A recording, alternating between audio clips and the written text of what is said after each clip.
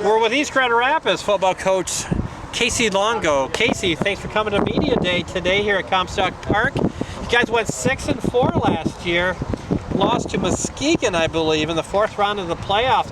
You guys really came on strong last year. What happened at the end of the year last year? You know, I think our seniors really stepped up. They obviously last year wasn't the senior year that they anticipated or would have drawn up the way. That's not the way they wanted it. But when it got down to the point where it's win in advance, they didn't want their season to end, and they just really stepped up and they did a great job throughout all the uncertainty of last year. Yeah, that's for sure. You guys were playing in January? Yeah. You know, last year. How crazy was that when you look back on that now? It's, you know, I could be wrong in this, but I think our high school, our game was, I think college was done at the time, NFL may have been done, so, you know, we were playing, I think it was January 13th or 15th on a Saturday, and yeah, it was certainly different. Yeah, for sure.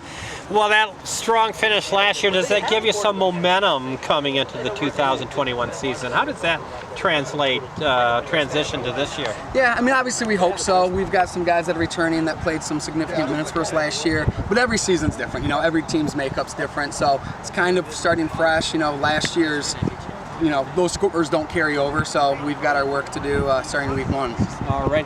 Who are some of the guys we should be keeping an eye on this year, Casey? So Matthias Grady's a 2UA starter for us. He started last year on offense and defense for us. He'll be a senior. Nick Collins is going to be a junior. He's a strong defensive player for us, and he'll play some offense this season.